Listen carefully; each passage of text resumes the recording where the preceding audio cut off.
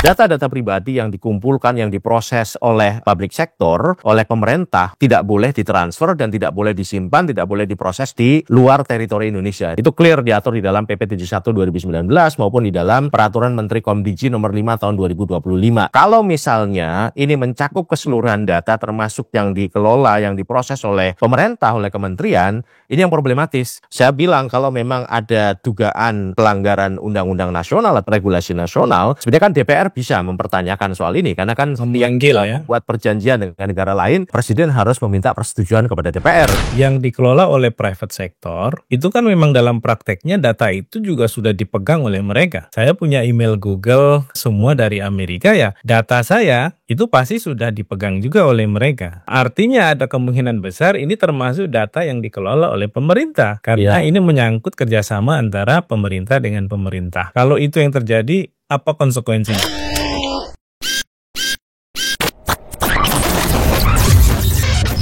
Halo sahabat integritas, jumpa lagi di kanal Satu Visi Utama program Buka Kartu. Jagat internet di Indonesia heboh, lagi-lagi heboh. Nah hari ini atau kali ini terkait dengan adanya pengakuan dari Presiden Amerika Serikat Donald Trump terkait dengan perjanjian perdagangan antara Indonesia dan Amerika, di mana di situ disebutkan salah satunya klausul mengenai transfer data pribadi ya dari Indonesia ke Amerika Serikat. Nah ini meledak isunya, banyak tanggapan, dan kalau saya teliti dari catatan dan kritik para pengamat dan para ahli, sebagian besar memang mengkaitkannya dengan soal infrastruktur kebijakan Indonesia yang nggak siap, kemudian juga Amerika yang juga sebenarnya tidak memiliki undang-undang yang cukup memadai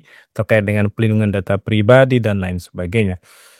Nah, kira-kira apa konsekuensi dari adanya klausul kerjasama itu? Kita akan mendiskusikannya dengan Mas Wahyudi Jafar. Beliau adalah Direktur Eksekutif dari Catalyst Policy Works yang selama ini dikenal sebagai salah satu motor penggerak dari koalisi yang mendorong advokasi kebijakan terkait dengan perlindungan data pribadi di Indonesia. Jadi rekam jejaknya sudah sangat kuat di sana. Nah, kita sapa dulu Mas Wahyudi. Mas Wahyudi, apa kabar? Alhamdulillah baik, Pak Adnan. Alhamdulillah baik ya. Terima kasih sudah mampir lagi di channel kita. Ya.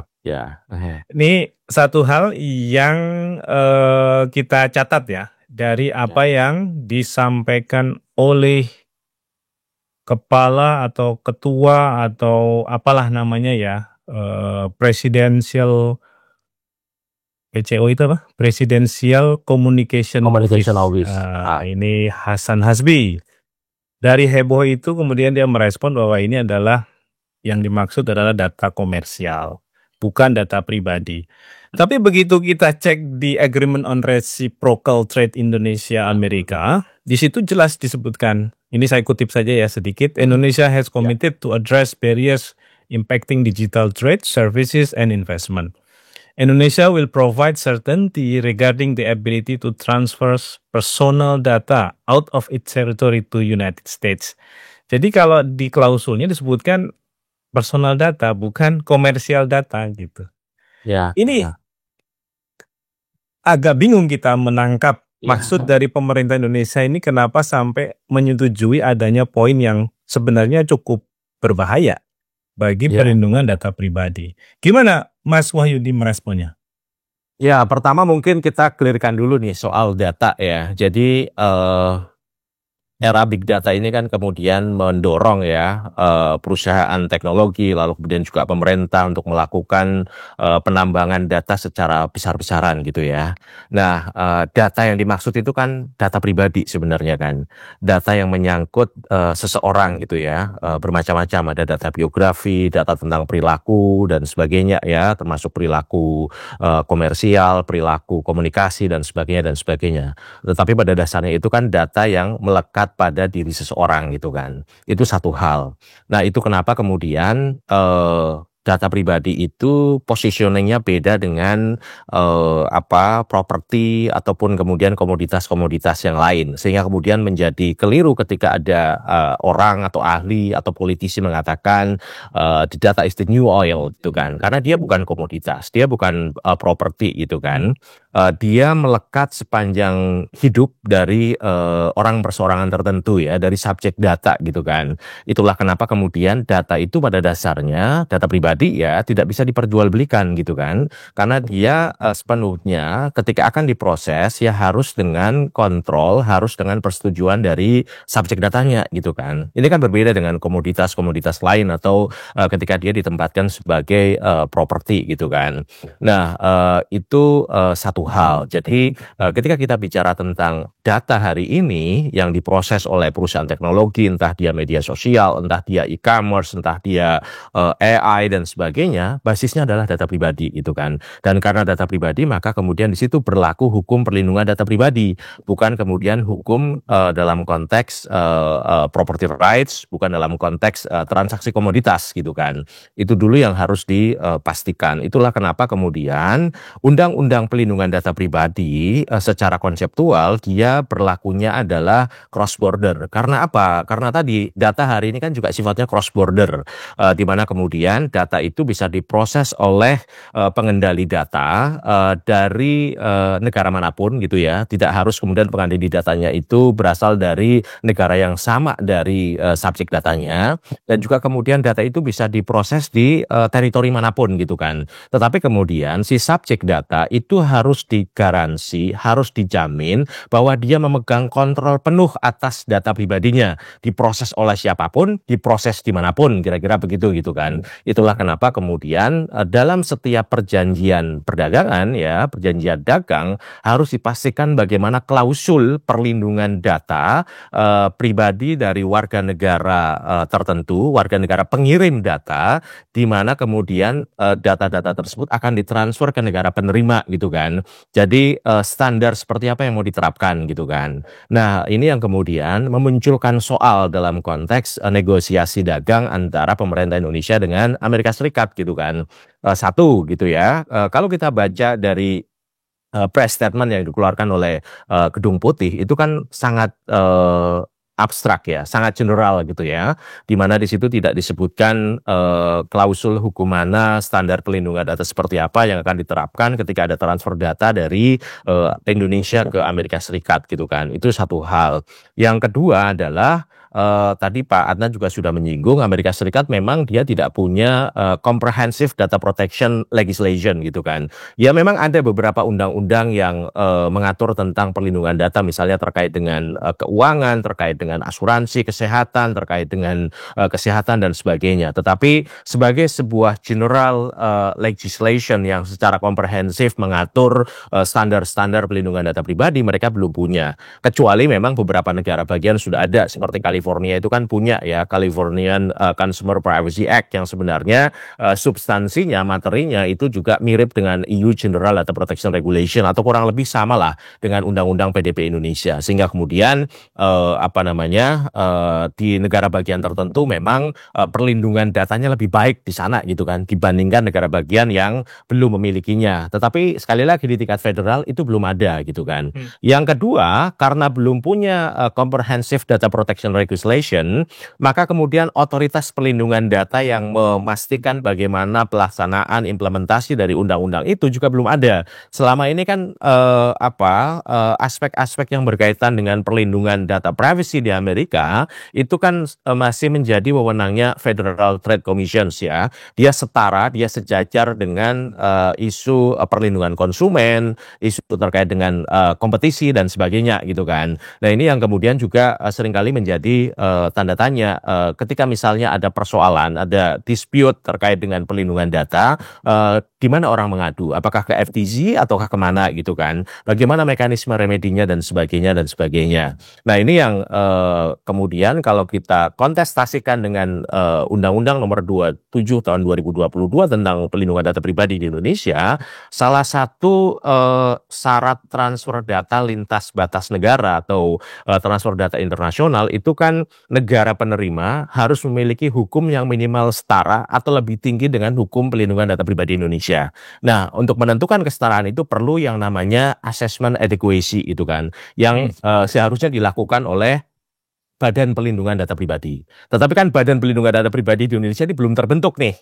Itu juga satu soal gitu kan. Siapa yang melakukan assessment adequacy gitu kan. Apakah kemudian itu dilakukan oleh Komdigi ataukah dilakukan oleh siapa gitu kan. Nah, kalau kemudian yang ada malah Badan Gizi Nasional ya. Betul, ya jadi pelindungan data pribadinya belum ada gitu kan. Nah, kalau kemudian persyaratan pertama ini tidak terpenuhi, baru kemudian menggunakan klausul yang lain. Salah satu klausul yang lain yang bisa digunakan memang kan international agreement ya, perjanjian internasional. Ini kan perjanjian bilateral antara Indonesia dengan Amerika Serikat dalam konteks perdagangan gitu ya, sebagai dasar hukum untuk dilakukannya transfer. Cuma persoalannya seharusnya di dalam international agreement ini, dalam bilateral agreement antara Indonesia dengan Amerika Serikat juga ada kejelasan hukum atau standar pelindungan data pribadi apa yang seperti apa yang akan digunakan di dalam transfer ini gitu kan.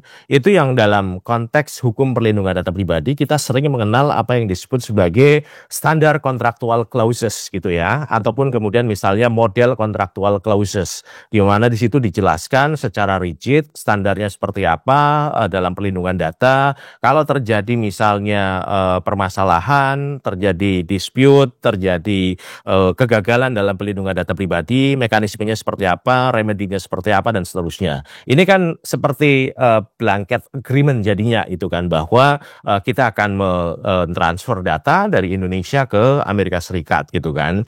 Nah, itu yang kemudian menurut saya memunculkan kekhawatiran di publik gitu kan, karena memang belum ada kejelasan bagaimana standar pelindungan yang akan diterapkan, bagaimana ketika misalnya nanti data yang ditransfer, data pribadi saya, warga negara Indonesia yang ditransfer dari Indonesia, lalu kemudian di Amerika Serikat ternyata dieksploitasi gitu ya. Kita masih ingat dulu misalnya kasus Cambridge Analytica, kasus yang lain-lain gitu kan. Itu bagaimana kita akan mengajukan complaints, apakah kita bisa mendapatkan ganti rugi atau remedi dan sebagainya dan sebagainya. Yeah. Ini yang belum clear sebenarnya gitu kan. Sementara kan pemerintah hanya mengatakan bahwa transfer akan dilakukan secara bertanggung jawab dan sesuai hukum. Apa yang dimaksud dengan bertanggung jawab itu? Ketika kemudian infrastruktur untuk bisa memastikan transfer yang bertanggung jawab di Indonesia sendiri itu juga belum tersedia dengan baik gitu kan. Artinya kira-kira begitu Pak Tuan. Artinya Undang-Undang 27 ya, tahun 2022 tentang perlindungan data pribadi yang sudah diketok, dan itu kita bisa pandang sebagai salah satu komitmen yang sudah konkret dari negara untuk melindungi data pribadi, sebenarnya juga belum utuh dari sisi regulasi pelaksanaannya gitu ya. Betul. Ya, biasanya kan kalau di Indonesia itu undang-undang, nanti begitu undang-undang ada PP, setelah itu PP ada Perpres, ya, ada macam-macam lah gitu, dan itu kan belum lengkap. Ya. Sementara dalam kasus ini yang kita lihat ada sesuatu yang menurut saya sebagai orang awam ya, itu menganggapnya sebagai sesuatu yang aneh. Tadi kalau mendengar penjelasan Mas Wahyudi, data itu kan bukan komoditas. Data pribadi itu bukan komoditi, dia bukan minyak baru gitu ya. Sebagaimana anggapan banyak orang. Namun, klausul mengenai transfer data pribadi ini kan kerangka kerjasamanya adalah kerangka perdagangan. Betul. Artinya, secara implisit kita bisa kemudian simpulkan bahwa antara pemerintah Indonesia dan pemerintah Amerika itu akan menempatkan data pribadi ini ya dalam konteks trade gitu ya. Dan itu bisa dibilang ya itu komoditi gitu. Menurut pengertian kerjasama ini, gimana Mas Wahyudi? Ya, jadi ini kan kalau kita mengikuti beberapa international trade negotiations ya, itu kan selalu ada pembicaraan yang terkait dengan barang, goods ya, ada pembicaraan yang terkait dengan services gitu kan. Nah, digital ini kan sebenarnya kan masuk area services gitu ya, termasuk kemudian isu data processing, bagaimana kemudian monetisasi data dan sebagainya gitu kan. Nah, cuma dalam konteks ini kan mengesankan ada blending ini ya, area gitu kan. Isu-isu yang kemudian sebenarnya berkaitan erat dengan isu komoditas, isu yang berkaitan dengan barang gitu ya. Karena kan awalnya kita bicara soal kedelai, soal gandum dan seterusnya ya. Tetapi kemudian dalam perkembangannya ternyata masuk di area services gitu kan. Nah, kalau kita mengikuti proses yang terjadi di WTO misalnya gitu kan. Di sana kan juga ada pembicaraan di ruang yang berbeda terkait dengan digital services gitu kan. Ataupun kemudian yang paling dekat lah Indonesia gitu kan. Indonesia kan mengikuti Regional Economic Comprehensive Partnership ya, RCEP gitu ya, yang diikuti oleh seluruh negara ASEAN plus China plus Jepang plus Korea Selatan plus New Zealand gitu kan. Nah, di situ juga ada mana yang komoditi, mana yang goods, mana yang kemudian itu masuk area services, termasuk isu soal data. Di situ muncul misalnya ada larangan kebijakan kewajiban data localization bagi negara-negara yang meratifai RCEP misalnya itu kan. Ataupun misalnya kalau kita baca di konteks ASEAN, ASEAN kan punya ASEAN Electronic Commerce Agreement gitu kan. Di situ juga ada klausul yang eksplisit berkaitan dengan kemudahan dalam transfer data cross border gitu kan. Karena itu dianggap kalau misalnya ada kewajiban-kewajiban terkait dengan data localization itu akan menjadi non tariff barriers gitu, karena akan menjadi hambatan dalam transfer data internasional sehingga mengganggu perdagangan di sektor services gitu kan. Nah, tapi kemudian memang ini kan ada akar sejarah yang berbeda sebenarnya pembicaraan mengenai perlindungan data pribadi di Amerika Serikat dengan di Uni Eropa gitu ya. Kalau di Amerika Serikat itu kan seringkali pembicaraan terkait dengan data pribadi itu kan mengacu pada Personal Information Identifiable ya, PII gitu ya, yang kemudian seringkali dikaitkan dengan property rights gitu. Jadi perlindungannya seperti property rights, karena property rights dia bisa dipertukarkan, dia bisa diperjualbelikan, itu satu hal. Nah, sementara Eropa itu kan dia sangat berkaitan dengan dignity martabat seseorang gitu ya. Information identifiable natural person kalau di Uni Eropa gitu ya, di mana kemudian dia berbeda dengan property rights. Dia adalah berkaitan dengan martabat seseorang, berkaitan dengan dignity seseorang, sehingga kemudian orang harus punya kontrol penuh atas data-data pribadinya sebagai bagian dari private life-nya itu ya, kehidupan pribadinya gitu kan. Nah, dari sini sudah berbeda sebenarnya gitu kan.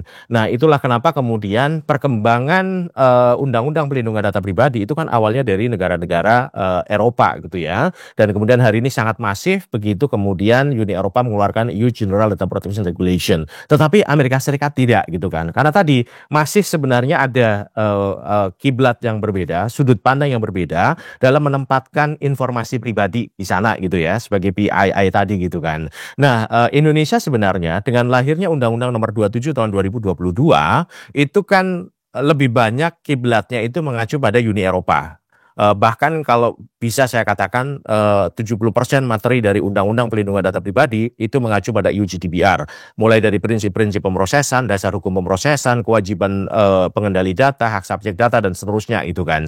Nah, ini yang seharusnya di dalam proses perjanjian dagang dengan Amerika Serikat itu juga menjadi konsiderasi yang penting gitu ya, di mana kemudian Indonesia secara serius gitu kan melihat bagaimana landscape hukum nasionalnya terkait dengan perlindungan data pribadi sebelum kemudian mencapai satu kesepakatan dengan pemerintah Amerika Serikat terkait dengan sektor services ini, digital services yang kemudian berimplikasi pada aspek-aspek yang berkaitan dengan perlindungan data pribadi itu kan. Nah, di situ pula kemudian ini yang jadi pertanyaan lanjutannya ya dari publik terutama gitu kan.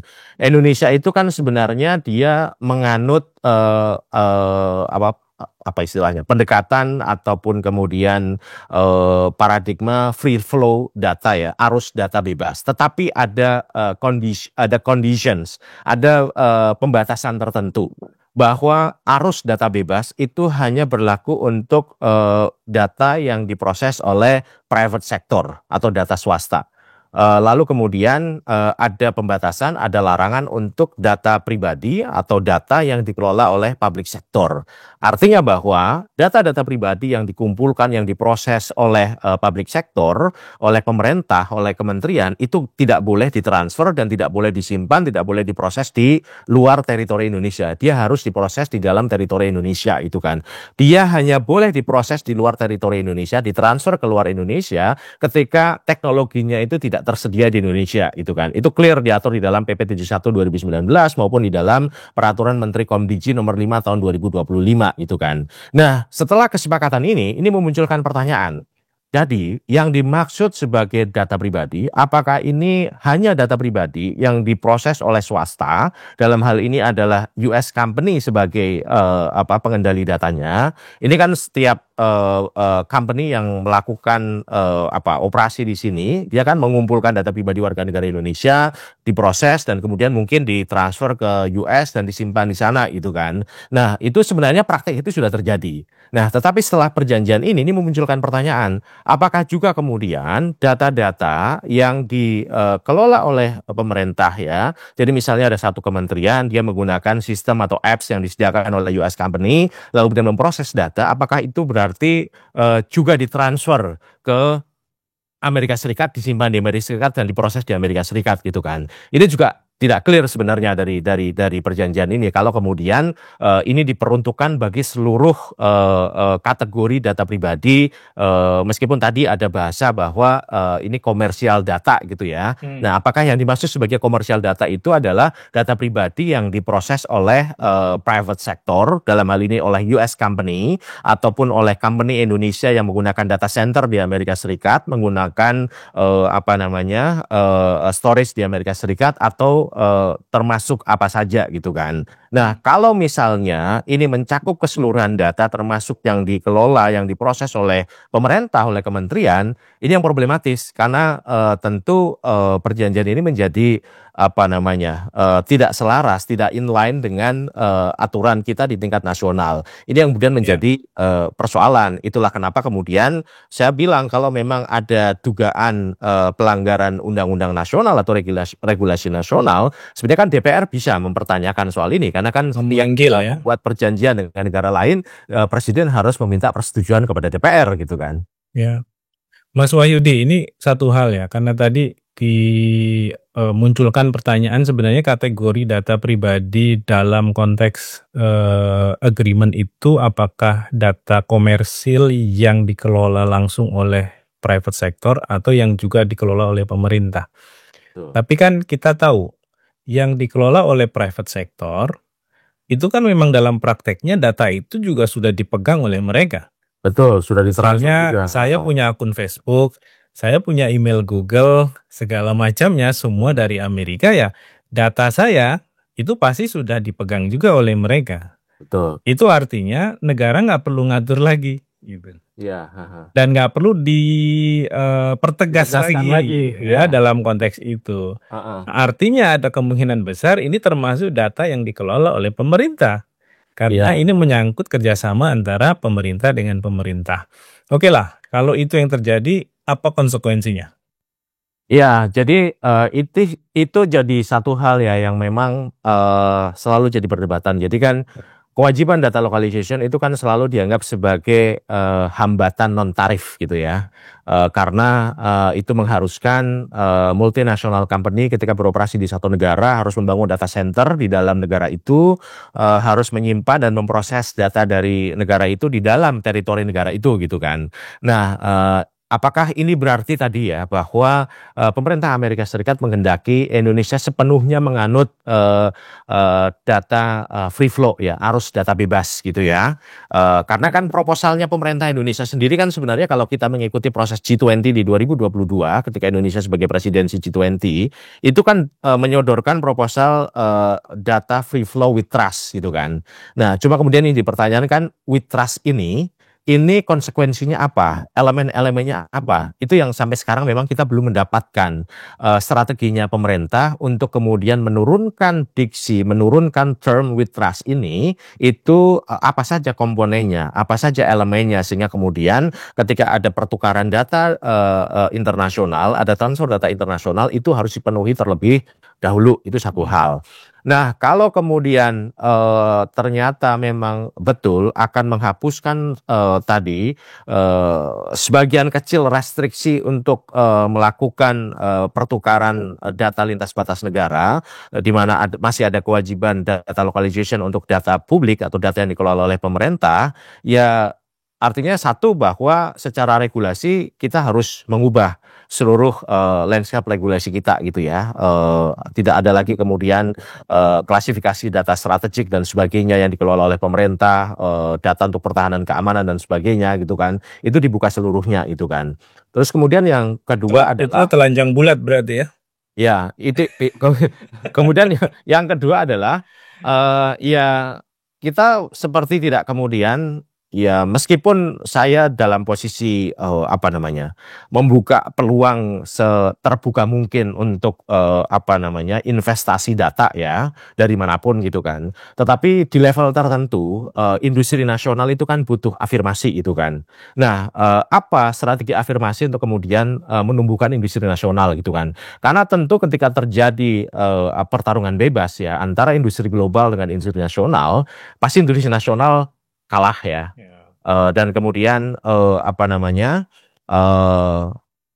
tidak mungkin bisa mengeluarkan atau memberikan services yang quote and quote lebih baik dari industri-industri global yang mungkin lebih dipercaya oleh konsumen gitu kan. Itu jadi satu soal ya terkait dengan kemandirian industri nasional pada akhirnya gitu kan. Nah, yang lain mungkin seringkali kan orang bicara soal technological sovereignty atau kedaulatan teknologi dan sebagainya gitu kan. Meskipun saya dalam posisi bahwa dalam konteks digital hari ini yang sifatnya cross border, sebenarnya kalau kita memaknai digital sovereignty ataupun kemudian data sovereignty, itu lebih pada ya mungkin karena saya backgroundnya human rights ya, saya lebih menekankan pada aspek self determination dari individu untuk bisa mengontrol teknologinya, termasuk mengontrol data pribadinya itu kan, lepas dimanapun data pribadi itu diproses ataupun kemudian disimpan gitu kan. Itu satu soal. Tetapi kemudian memang ada aspek-aspek yang berkaitan dengan keamanan nasional yang mungkin juga akan terganggu. Kita ingat misalnya kasus Krim 2 ya di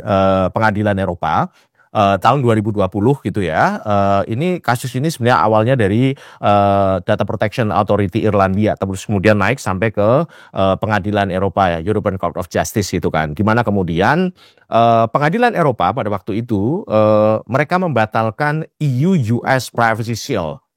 EU-US Privacy Shield ini seperti agreement ini sebenarnya, international agreement antara US dengan Uni Eropa untuk melakukan transfer data transatlantik. Jadi data dari warga negara Uni Eropa ditransfer oleh perusahaan Amerika Serikat ke Amerika Serikat untuk disimpan dan diproses di Amerika Serikat. Jadi skema perlindungannya adalah dengan EU-US Privacy Shield. Nah, tetapi kemudian ternyata menurut pengadilan Eropa ya, dari penggugatnya ini ada indikasi bahwa pemerintah Amerika Serikat, pemerintah federal dengan menggunakan Foreign Intelligence Services Act ya, VISA, mereka melakukan surveillance terhadap data-data warga negara Uni Eropa, termasuk juga warga negara dunia yang data pribadinya disimpan, diproses di dalam teritori Amerika Serikat oleh perusahaan Amerika Serikat dengan alasan keamanan nasional. Jadi kemudian ada indikasi privacy violation di sana lah kira-kira gitu kan. Penyalahgunaan ya. Betul. Nah, karena pertimbangan itu maka kemudian pengadilan Eropa membatalkan EU-US Privacy Shield, melarang transfer data dari Uni Eropa ke Amerika Serikat gitu ya. Jadi ini ada pembicaraan terkait dengan keamanan nasional. Meskipun kemudian di periode Joe Biden ada proses negosiasi kembali kan antara Amerika Serikat dengan Uni Eropa, dan kemudian dibuatlah model kontraktual clauses yang baru untuk memastikan standar perlindungan data pribadi bagi warga negara Uni Eropa yang data pribadinya ditransfer ke Amerika Serikat gitu kan. Nah, artinya pemerintahnya punya concern soal itu. Nah di kita kira-kira ada nggak konsen soal itu gitu loh. Gimana memastikan ya, baik dari aspek perlindungan data pribadi warga negaranya, baik dari aspek ekonomi dan industri nasional, maupun dari aspek keamanan nasionalnya itu kan. Jadi kan mestinya dalam setiap proses negosiasi ini, itu juga dilihat gitu kan, termasuk juga bagaimana compliance-nya dengan undang-undang nasional, dengan regulasi nasional, apakah ini sejalan atau tidak gitu kan. Ya, oke. Kalau ijazah Jokowi malah sangat diproteksi itu ya. Ya, data pribadi soalnya. Data pribadi. Mas Jafar ya, tadi sudah disebutkan juga berarti ada keuntungan yang sangat besar dari entah pemerintah atau industri di Amerika yang bisa mengendalikan data ini. Karena ya perkembangan teknologi, kompetisi ekonomi sekarang berbasis data. Ya. Kita bisa mengecek perilaku orang, bahkan bisa juga sebagai alat untuk memobilisasi pendapat masyarakat dalam kontestasi politik kan. Ya. Yang itu sudah terjadi di berbagai kasus. Nah, ini yang kita juga khawatir. Apakah ini juga jangan-jangan akhirnya berujung kepada persiapan kontestasi 2029 gitu ya. Mungkin yang harus dibaca begini ya. Sekarang itu kan yang paling mutakhir itu kan pertarungan dalam teknologi AI ya, artificial intelligence ya, kecerdasan artifisial. Ada Amerika Serikat, ada China, ada Uni Eropa, ada UK gitu kan, ada negara selatan seperti Indonesia ya. Dan AI itu bisa berkembang sedemikian rupa, bisa cerdas sedemikian rupa, itu kan tergantung data yang menjadi sumber pembelajarannya itu kan. Artinya semakin banyak data yang bisa diakses, bisa digunakan, yang bisa diolah dengan deep learning, dengan machine learning, maka AI-nya itu akan semakin cerdas, akan semakin baik, akan semakin presisi ya dengan kebutuhan dan kemudian pengembangan teknologinya ya untuk menopang kehidupan umat manusia gitu kan. Jadi itu satu hal. Nah itulah kenapa kemudian negara-negara di dunia hari ini juga secara kompetitif berlomba-lomba untuk mengumpulkan data sebanyak-banyaknya itu kan, data apapun gitu kan, karena itu yang akan menjadi istilahnya makanan bagi mesin-mesin AI yang mereka kembangkan gitu kan.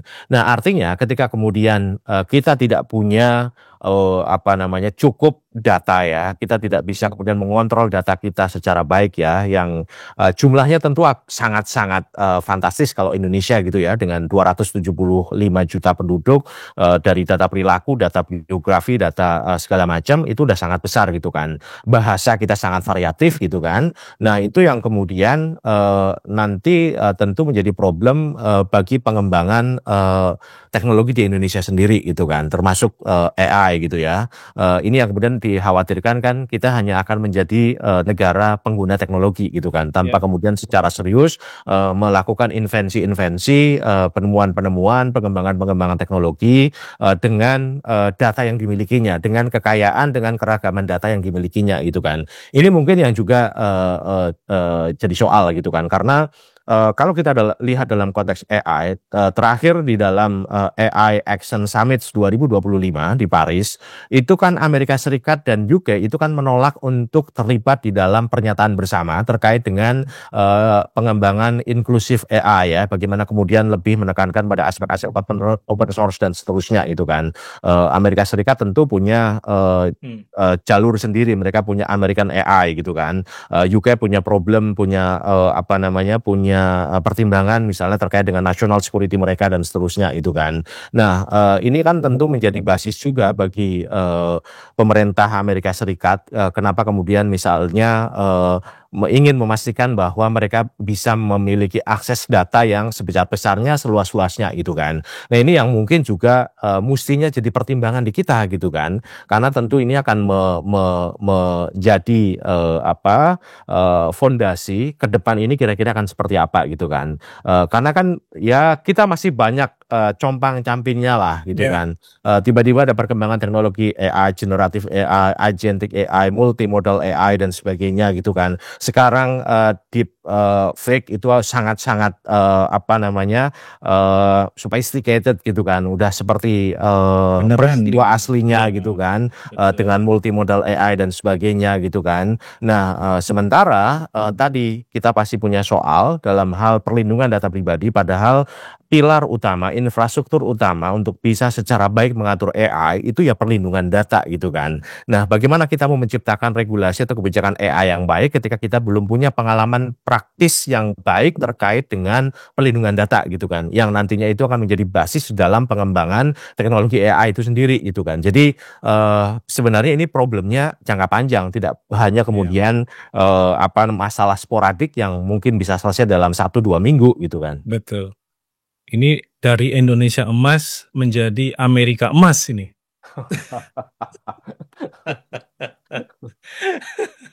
Oke, Mas Wahyudi, ini menarik sebenarnya diskusinya ya. Tadi Mas Wahyudi menekankan sisi kalau AI gitu ya, kalau konteks hari ini memang pertarungan bisnisnya ada di sana gitu ya, pertarungan teknologinya ada di sana. Mirisnya dalam kasus Indonesia, kita dari dulu teriak-teriak one data, one map, one map, one map. Masalahnya ego sektoral. Masing-masing kementerian nggak mau ngasih, nggak mau nyetor gitu ya. Sebenarnya dari kasus ini kelihatan sekali ego sektoral. Iya, makanya megang data masing-masing. Sekarang pemerintah ya, yang ini berarti meliputi semua data yang dikendalikan, malah menyerahkan ke Amerika kan.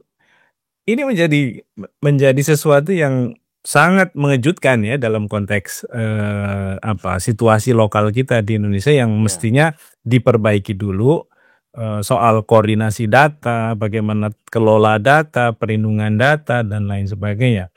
Tapi ya kita tahu proses pengambilan keputusan di Indonesia ini kan memang bisa sangat terburu-buru, bisa sangat tertutup, bisa sangat cepat. Dan akhirnya menimbulkan masalah di kemudian hari.